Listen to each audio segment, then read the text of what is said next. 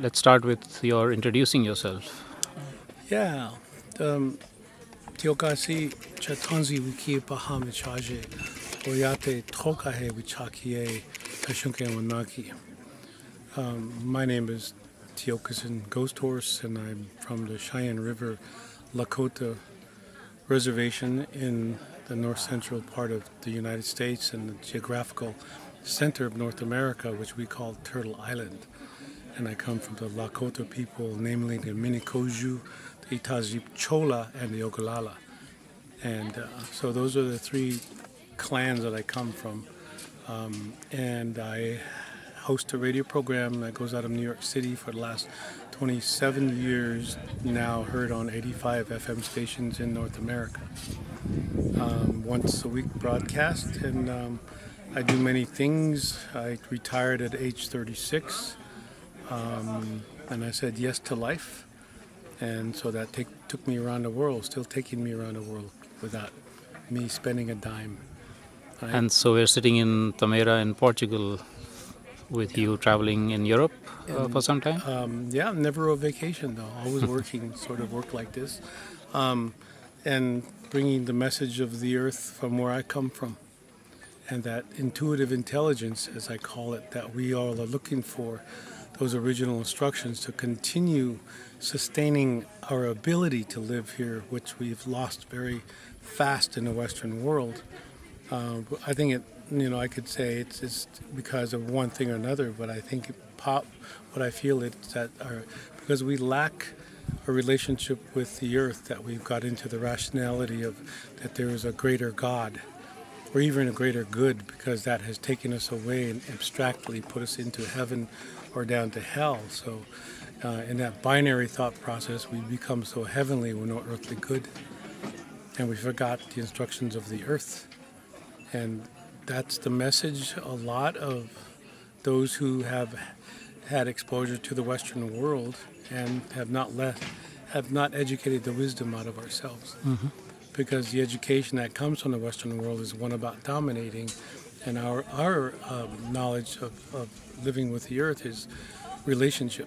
Mm-hmm. So to understand the coding, I guess you would say, for that language of the earth means that you cannot accept the addictive society's way of communicating and even dividing themselves and using nouns that are very much are to control your thought process. And the original way that I was told is that we didn't need an alphabet. Mm-hmm. We didn't need time concepts, mm-hmm. beginning and ending. We didn't need domination because it's not in our language. Because if you have a domination and a dogma, there's no relationship with the earth. So our language is one in relationship with the earth always.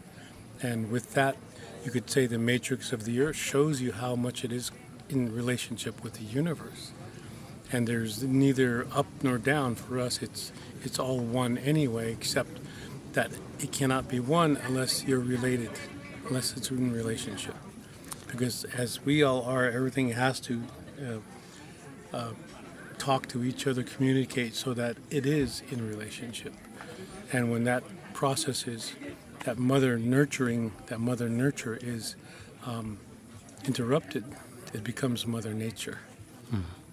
And how is that kind of very similar to indigenous cosmologies elsewhere, or is there some essential difference I would take a guess in this sense, because I've studied a lot of indigenous, at the university, a lot of indigenous people's thought processes, the myth, creation stories, and original knowledge. And it is based primarily on the earth and how we function on a daily basis. And so when we talk about balancing what little knowledge we have, in that if you can talk to a tree in the jungle, that tree talks to something in the northern hemisphere, in the western hemisphere, talking here. So the communication we go through has always been, I would think, through water. It's not the fact that I have to believe anything, because that's another virus, is to believe. Because if you believe, you can't think. You're just accepting it, and that requires submission and to authority. And that the key is that I don't think in life, and we know that in life, in nature, in nurture, that they have no authority, that they have to be in a relationship. That's how and why the earth has been here for so long before the human race. Yeah. And how do you translate this cosmology or these views into current movements, or how do you make them relevant to what's happening today?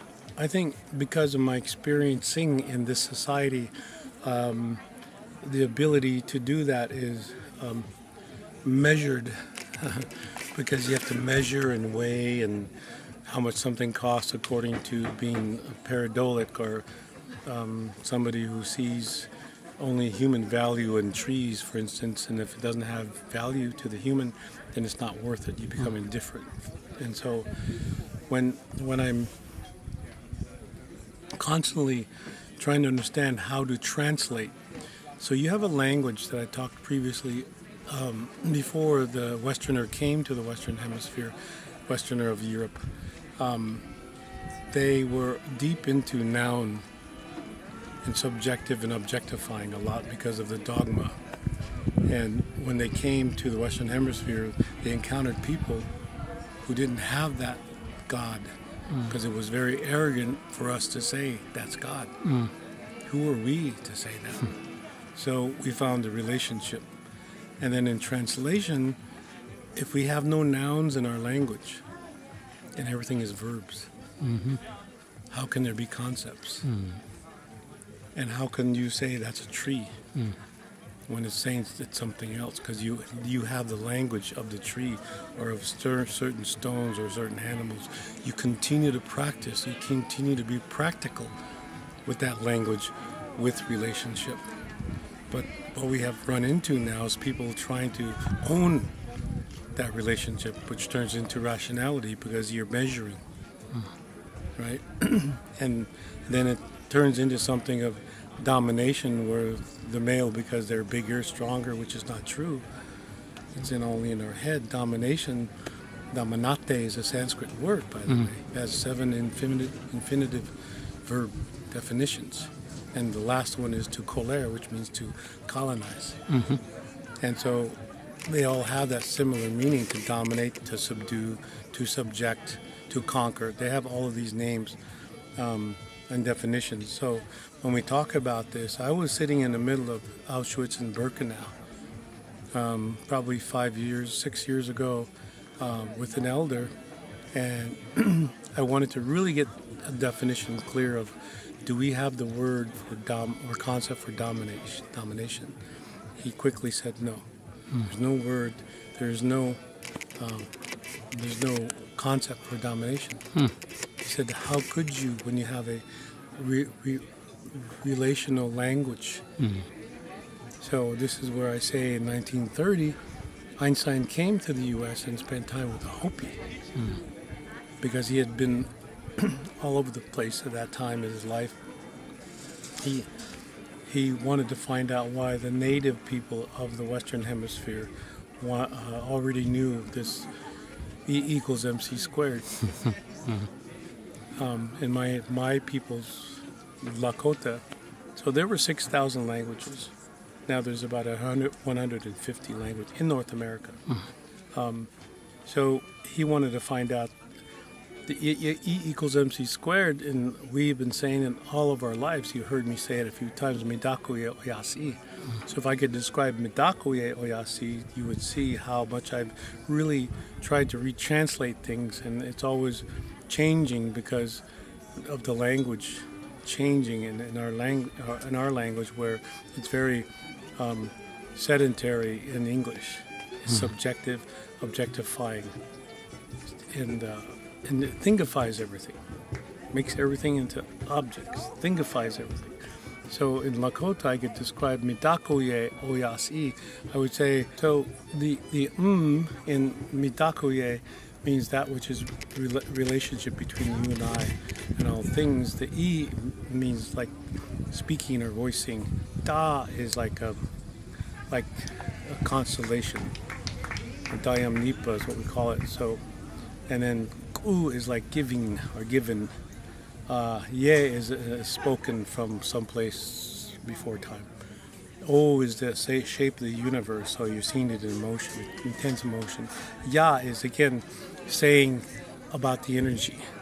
Seeing is coming in, so we're basically talking about the energy of speaking, being spoken from the universe that we can't even understand. So it comes in all the time, but it's in relationship because it's speaking the same language to the tree as it is to you, and how complicated and complex is that? So Mitakuyo Yasi means E equals MC squared. And he said that the 12-year-old children of the Hopi people of the southwestern Arizona at 1930 went so remote that they didn't lose their language and they never saw a book in their lives. That he went among the children and he came out and he said that these 12-year-old children, of all the children in the world that he's visited, that these 12-year-old children are the most prepared to understand the theory of relativity because they were living it, not using it. Wonderful.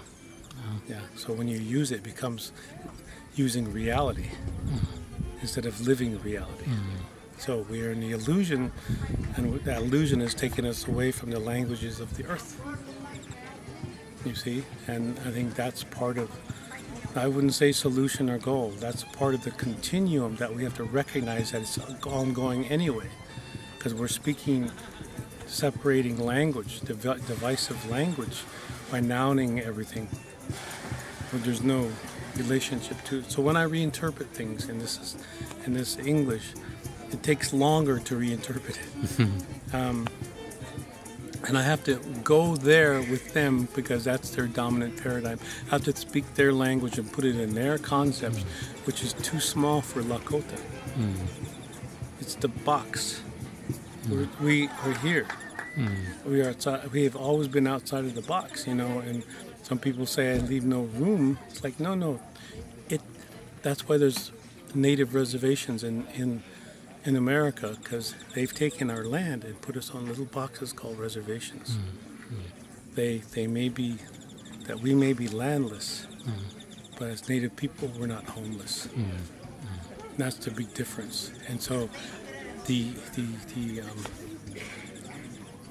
consequence is that a lot of the people that came to Turtle Island, now called America, have forgotten how to grieve. They don't know how to grieve, and that's why there's separation from the earth, because the more intelligent you are, and it's easier to lie to children in the United States than it is to tell them the truth. And if you, the more intellectual you become in that language of English and academia, well, it's easier to teach those who are ignorant, who don't have the degree of education as the academic world. The more you're able to evolve or develop words of denial. So the more intellectual, the more you can rationalize why you must keep this land called the United States or land, whatever nation, and keep denying the native people their truth, really denying the earth. So when earth sees this, that you're taking away people or humans who can continually contact or communicate with the earth, she's like, you don't stop the communication, so she's going to teach the lesson to whoever is trying to take advantage of that situation, that the land was abundant once. Now all the rivers are polluted.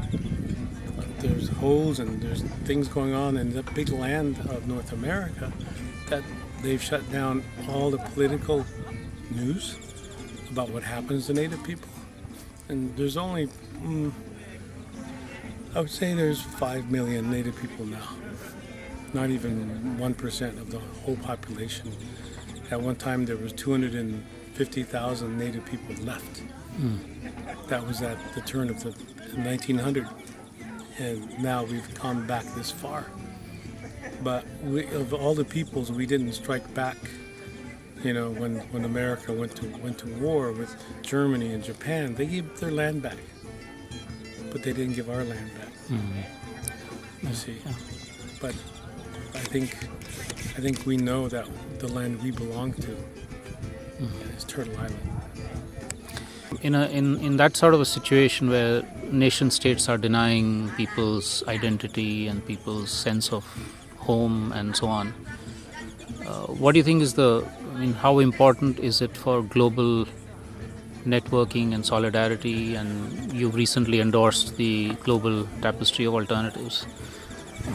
How crucial is that kind of a process for you and your peoples? I think it's formality.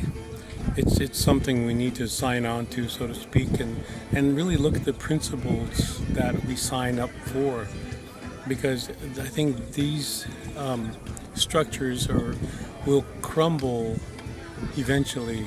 If there's a Mother Earth agenda, first and foremost, I think that would stay around a lot more, because we are able to experience what we're writing. In other words, if we're able to commit that we only drink so much water a day or eat so much a day, I don't think recycling has anything. It has to do with our personal consumption. Yep. And I was recently in Kumbh Mela, and I understood. Well, there's a lot of these people jumping in the water, but geez, what I thought about is at Standing Rock, there was a lot of people up there, but not as 128 million, maybe 14,000, but they left a big waste. I'm like, whoa. So the whole idea is, like, you may be able to light a fire with big implications, like you put the whole forest in a stack of logs and you burn it to get the attention, right? And because you want to bring people together. But the elders back home would say, build a little fire so people can stand closer together. That's what we're saying. Is that document that close? Or is it meaning to be a savior to the earth? Or Right. a certain lifestyle, class structure? Yeah. It's a very important lesson for any global process. It has to be the local which is the important.